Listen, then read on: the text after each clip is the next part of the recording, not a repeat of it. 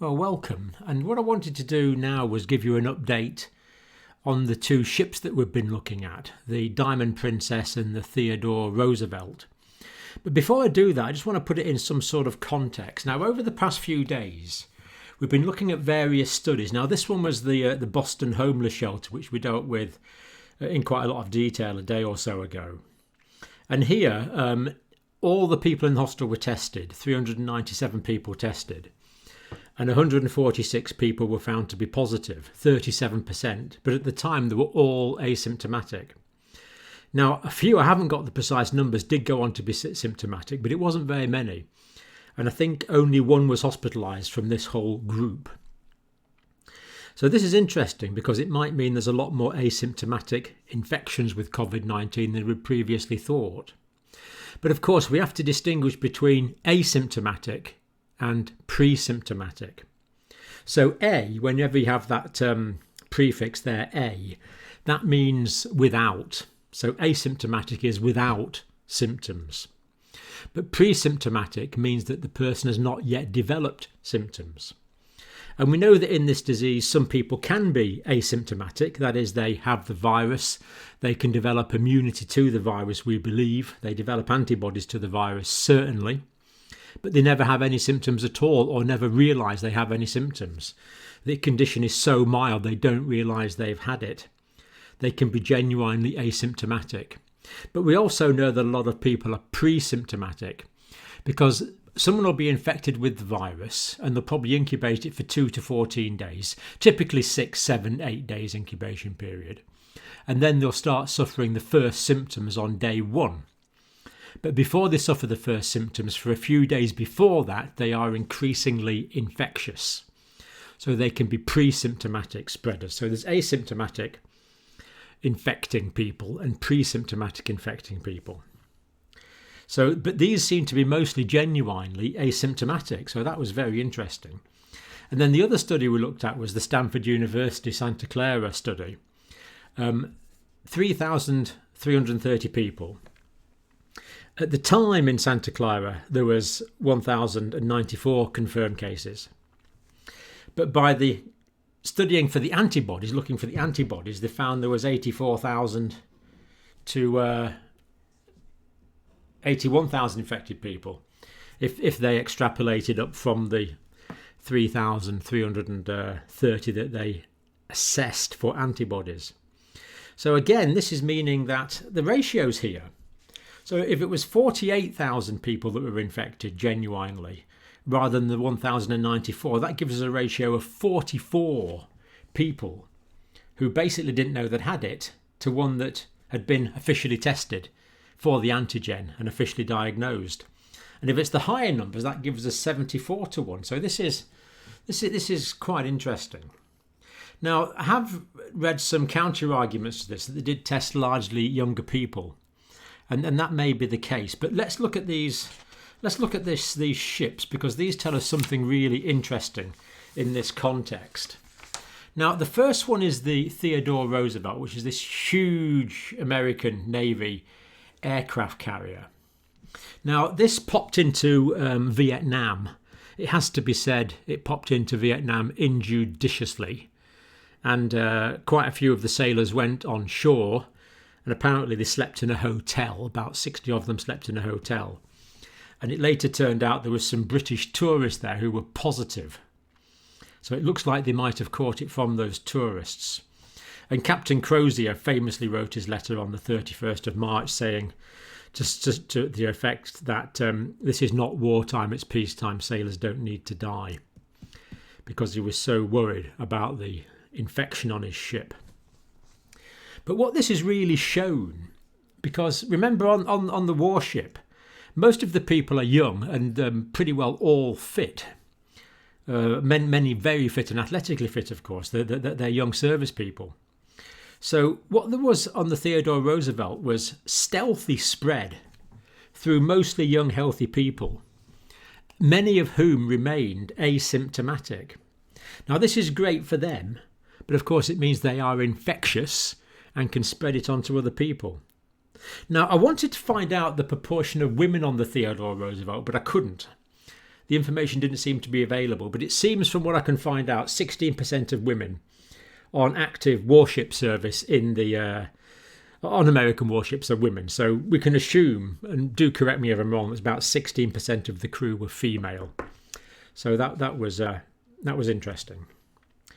Now, testing mostly the sick is not giving a valid profile of the whole population. Now, this is what's been happening in my country and in many places, that people are being tested when they're sick.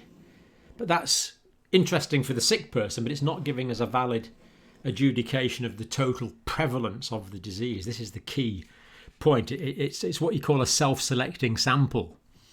It's just people that are sick and symptomatic who are reporting for testing. The people that feel fine don't report for testing. Now, 94% of the crew was tested at the time this paper was written. This is actually a report from Reuters, and as always, I'll give you the link in the description so you can click on it and check it for yourself. Amazing, 4,800 crew on this huge aircraft carrier. So 94%, most of these have now been tested. Now, 600 of this 4,800 tested positive.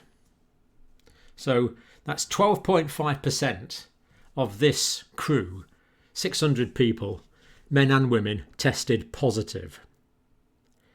So we see that in the relatively confined environment that is a ship, there'd been quite a lot of spread, and it worked out that 12.5% of what is essentially the whole population of the ship got it. Now, unfortunately, it didn't give the breakdown between officers and non-commissioned crew.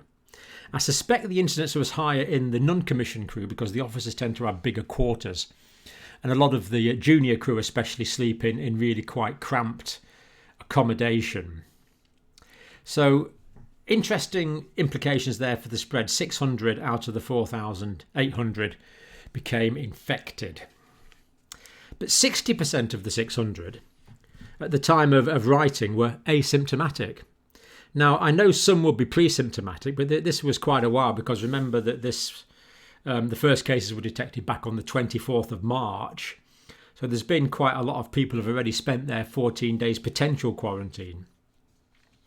And 60% of them are asymptomatic. So it seems like a genuine 60% of this sample of 600 who tested positive had no symptoms.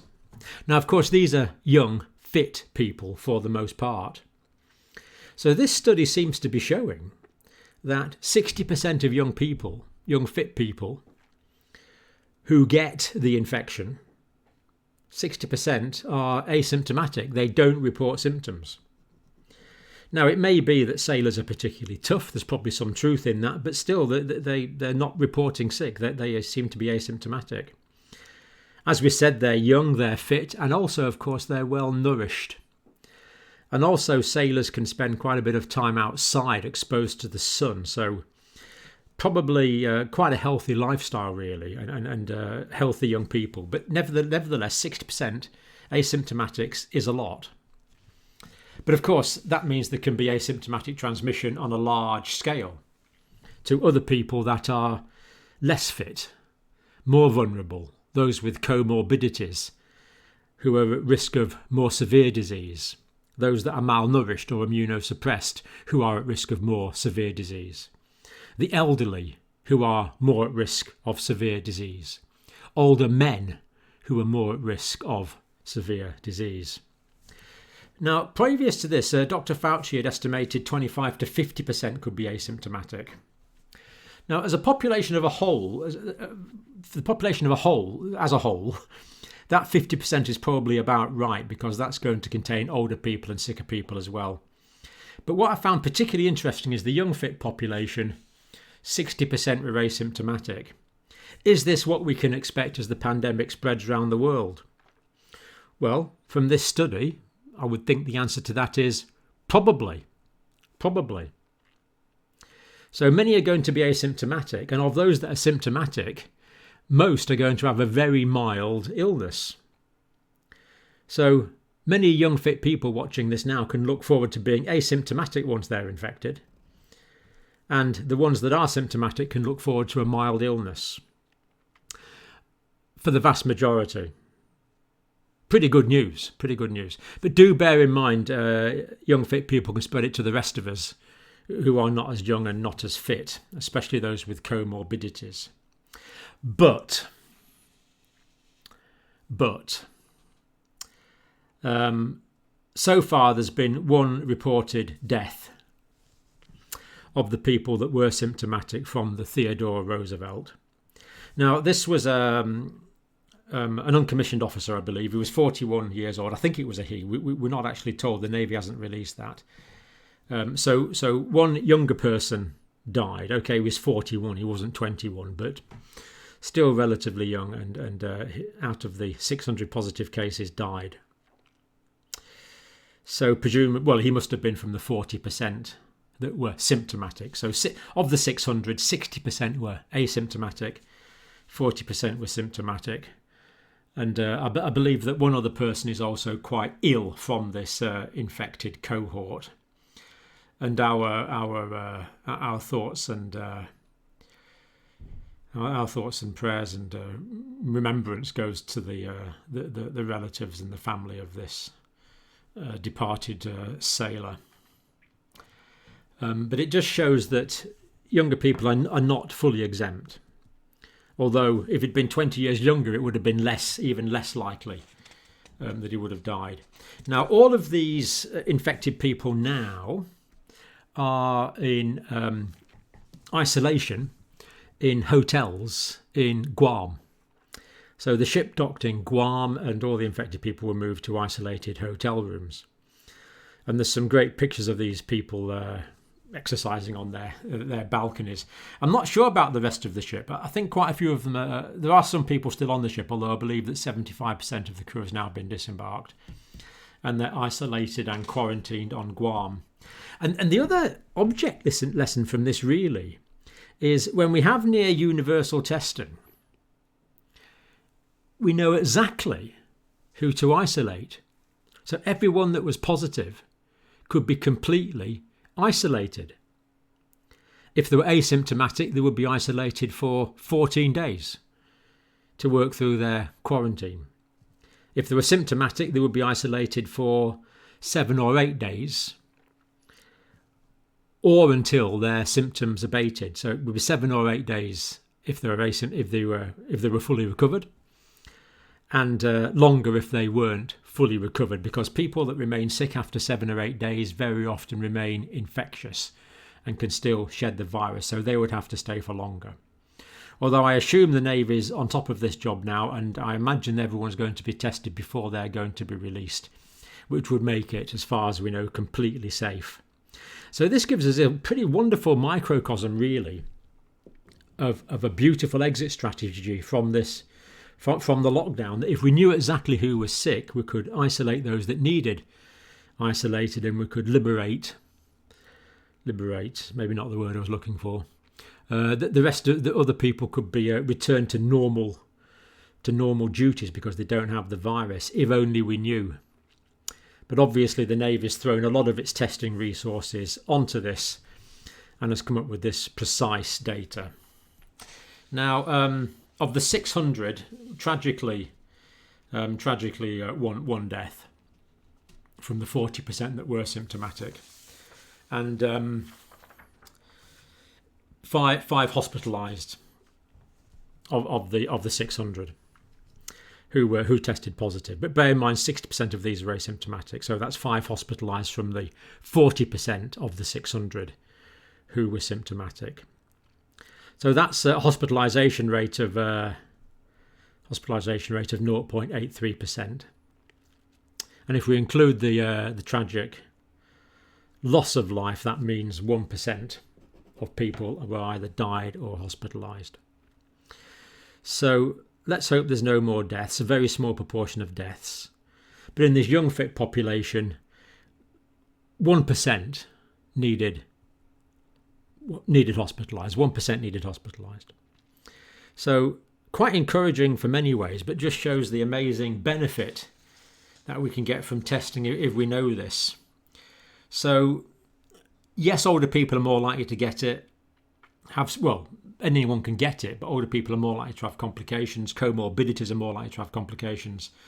But unfortunately, it's not impossible for younger people to have it. And just pleased to see there was no deaths in 21-year-olds or people in the 20s and 30s on this ship. Let's hope it stays that way.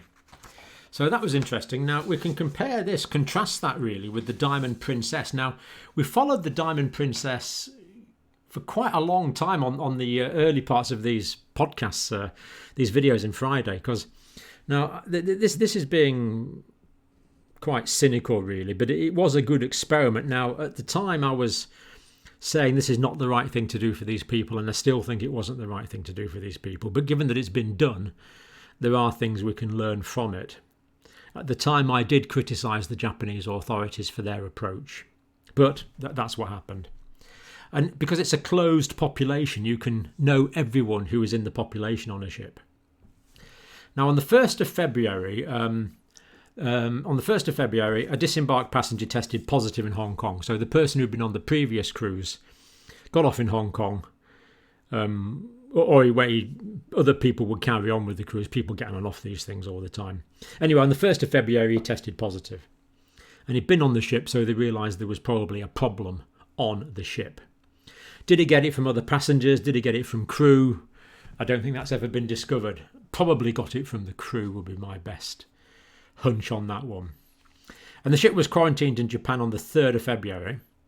And similar numbers actually, huge number of people on these ships, 7,711 passengers and crew. And over the next month, 700 of them, 700 plus actually, it was over 700, I can't remember the precise figure, but it was 700 plus became infected with COVID-19 coronavirus. And it wasn't a good time for cruising because at least 25 other cruise ships had outbreaks on board as well, so it wasn't a good time for cruise ships. But going back to the Diamond Princess, the Japanese performed 3,000 plus tests, so again, very good levels of testing there. And by the 20th of February, 18% of infected people were asymptomatic. Way less. Remember, in the young, fit demographic on the aircraft carrier, on the Theodore Roosevelt, it was 60%. But with the older demographic, with more comorbidities, because it tends to be old people mostly that take cruises, and it tends to be older people that have comorbidities. Not entirely true, but don't want to be judgmental about cruises, but it is a general principle. The demographic was way older than it was on the Theodore Roosevelt. So what we're looking at here is young fit populations, 60% asymptomatic. Older, unfit, with more comorbidities, 18% asymptomatic. So the infection rate might be the same, but the people expressing symptoms is increased with increasing age and other comorbidities, as is the case fatality rate, which actually panned out, as far as we know on this, to be about 1.1%, which is, if you watch the last few days' videos, we've come up with estimates on this video of sort of 0.5 to about 1.2% case fatality ratios for all the people. So if 100 people catch it, 1.1 of those would sadly die from it.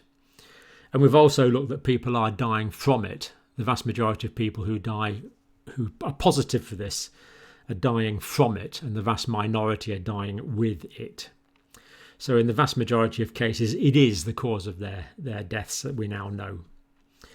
So case fatality rate around 1.1%. And at the time, I remember this was reassuring because the World Health Organization, taking data from China, were looking at horrendous numbers like 3.8% at that time. And by the 5th of February, passengers were confined to their cabins at that point. And the Japanese epidemiologists have estimated that the R0, remember the R0 is the number of people on average that each infected person infects, went from 7. So this exponential growth when one infected person was infecting 7, and each of those could go on and infect 7 more. When the people were confined to the cabins, that went down to less than 1.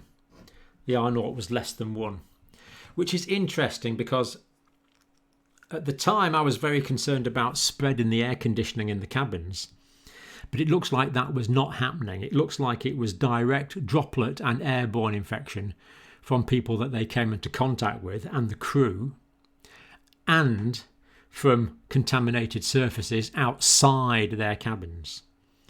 But once people were in their own cabins, they weren't breathing in other people's air. They must have been getting enough fresh air through the air conditioning systems, which we were worried about at the time. But these figures are refuting my concerns at the time, which is good. So it looks like most people were getting it outside their cabins by droplet infection and from contaminated surfaces. So some very interesting studies there. A lot of people are asymptomatic. Overall, it's looking like, as Dr. Fauci thought last week, about 50% of people that are infected are asymptomatic as the population as a whole. For older people with comorbidities, it looks like about 18% are asymptomatic. The vast majority develop symptoms, getting more severe conditions and feeling ill. Whereas with young fit people, at least from the Theodore Roosevelt data, it looks like about 60% of those infected are asymptomatic. And of course, of those that are of those that are symptomatic, those that actually get symptoms, we know that about 80% have a mild course of their illness. So the vast majority of people are going to get no symptoms or a mild illness and then recover from this. But there is this minority that we've looked at in recent broadcasts where people get very sick, and unfortunately about 1.1%, according to the Diamond Princess data, which is reasonably consistent with other data we've been looking at, lose their life as a result of this infection.